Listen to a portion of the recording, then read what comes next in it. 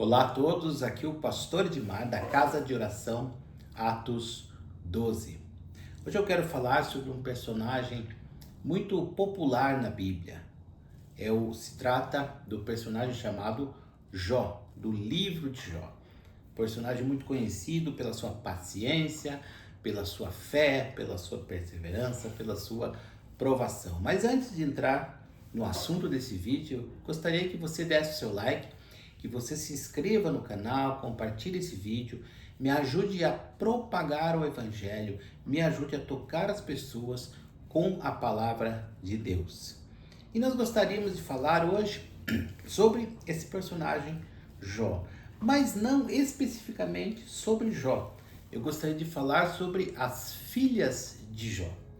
Mas antes de nós entrarmos no assunto das filhas de Jó, eu gostaria de contextualizar o personagem Jó na Bíblia Sagrada. De que se trata o livro de Jó?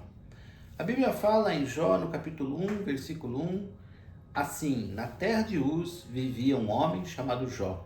Era homem íntegro e justo, temia Deus e evitava o mal.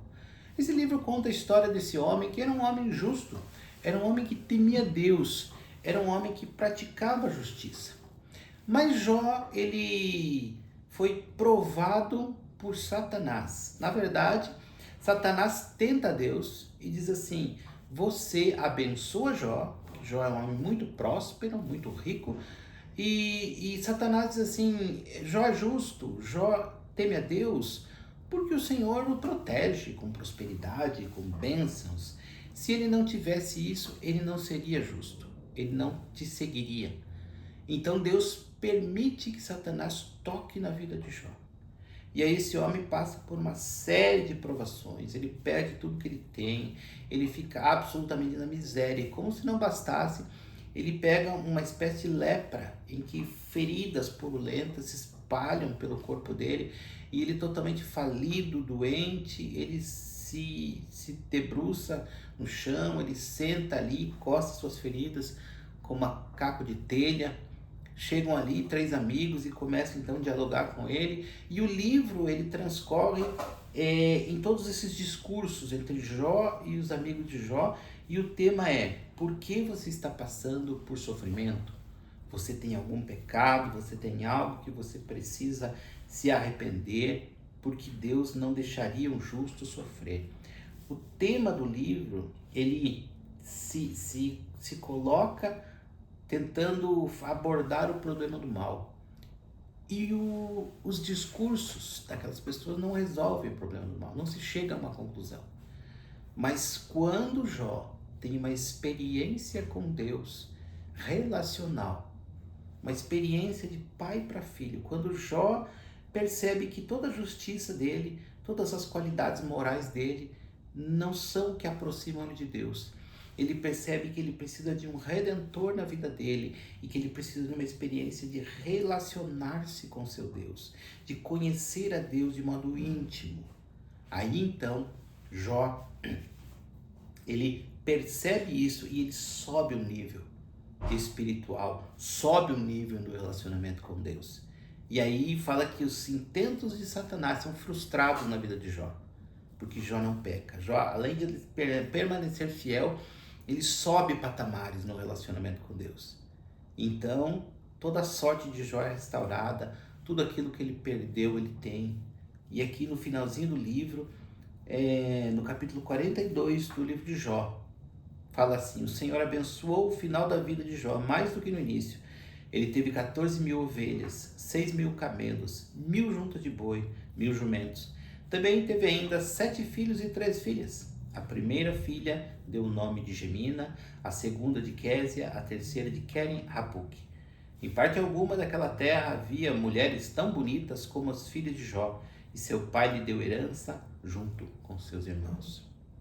Agora, amados, você já parou para perguntar por que o nome dessas moças está escrito aqui? Porque ele teve 7 filhos homens. Nenhum dos nomes dos 7 filhos homens está aqui.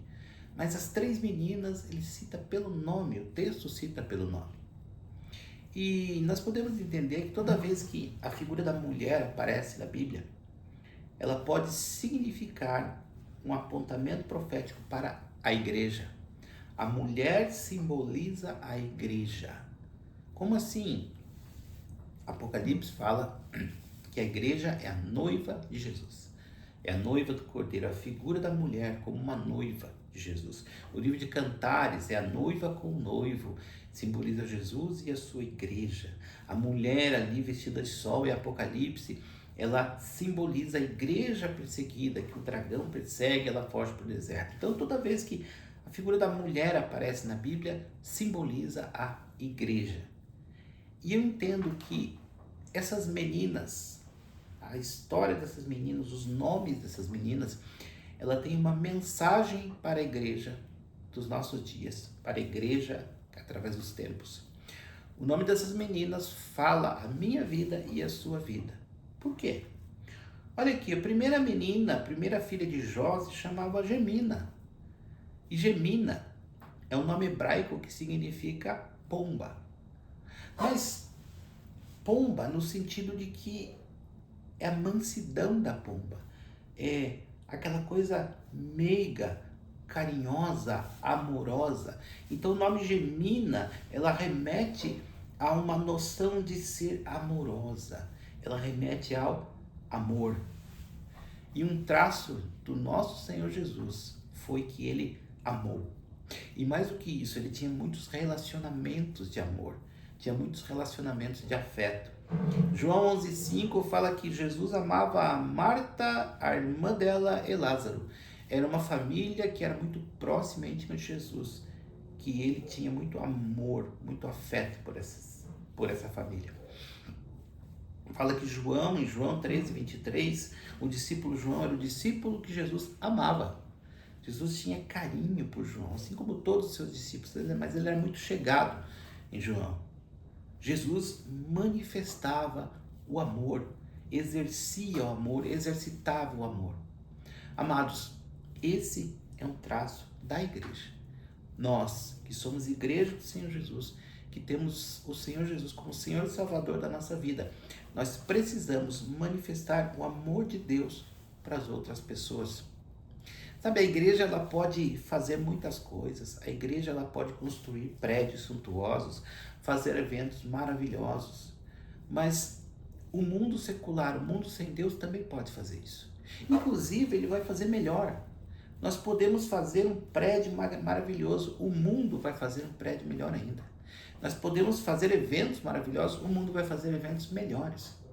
Nós podemos fazer músicas tecnicamente boas, o mundo vai fazer músicas tecnicamente melhores. Mas a única coisa que o mundo não tem para oferecer é o amor de Jesus, é o amor de Deus. Isso o mundo não pode oferecer. E a igreja está trocando o amor de Deus para ofertar coisas do mundo. Será que a igreja está manifestando o amor de Deus? Será que a igreja está cheia do amor de Deus para poder dar o amor de Deus? Ou será que ela está dando estruturas porque ela não tem o amor de Deus? Precisamos pensar sobre isso, irmãos. Nós precisamos manifestar o amor de Deus. É um diferencial que só a igreja de Jesus tem. A segunda filha se chamava Késia. Késia significa canela. Canela, aquela especiaria. Mas a canela, ela é uma especiaria aromática. A canela é cheirosa. Então a conotação da canela, ela dá um sentido de perfume. A canela era um ingrediente da fabricação de perfumes naquela época. E o perfume ele sempre foi um elemento de oferta a Deus. Olha aqui o que diz em João, no capítulo 12, versículo 3. Então Maria pegou um frasco de nardo puro, que era um perfume caro, derramou sobre os pés de Jesus e os enxugou com seus cabelos. E a casa encheu-se da fragrância do perfume. Amados, a vida de Jesus ela está envolto em histórias de perfumes, de fragrâncias. O perfume, ele é um cheiro que nos atrai. Você já parou para pensar por que nós sentimos cheiros bons e cheiros ruins? Por que uma coisa é perfumada aos nosso olfato e outra coisa já tem um cheiro ruim no nosso olfato? Esse recurso olfativo é um recurso da natureza que nos alerta: não toque nisso porque isso faz mal. Quando você pega uma carne para preparar e você abre a sacola e sente um cheiro ruim daquela carne, você sabe que aquela carne está estragada. É algo para você não tocar. Um cheiro ruim é algo para você não tocar. E a Bíblia fala que eu e você, ela fala em 2 Coríntios 2,15, eu e você, porque para Deus somos o aroma de Cristo entre os que estão sendo salvos e os que estão perecendo. Nós somos o aroma de Cristo. A igreja é o aroma de Cristo, é o bom perfume de Cristo, que mostra o perfume de Jesus Cristo, em contraste com o cheiro ruim, com a podridão do mundo, com a podridão de um mundo sem Deus. Você já viu um exemplo de pessoas que moram à margem do esgoto, a céu aberto, em que aquele cheiro é horrível e quando você chega ali você sente aquele cheiro quase que insuportável e você vai na casa de alguma pessoa e ela praticamente não sente nada, ela não percebe que aquele cheiro é tão ruim, que aquele cheiro está infestando a sua casa, porque o olfato dela já acostumou com esse cheiro, já se habituou com esse cheiro. Então a pessoa já não sente o cheiro da podridão. As pessoas que estão sem Deus, as pessoas que estão no mundo sem Deus, elas estão assim. Elas vivem em meio à podridão e ao fedor e não sentem esse cheiro. Então a nossa função, a nossa missão é levarmos o bom perfume de Cristo para fazer um contraste entre o perfume de Jesus e a podridão do mundo. Nós precisamos levar o bom perfume do caráter de Cristo para um mundo apodrecido. E a terceira filha se chamava Keren Hapuk.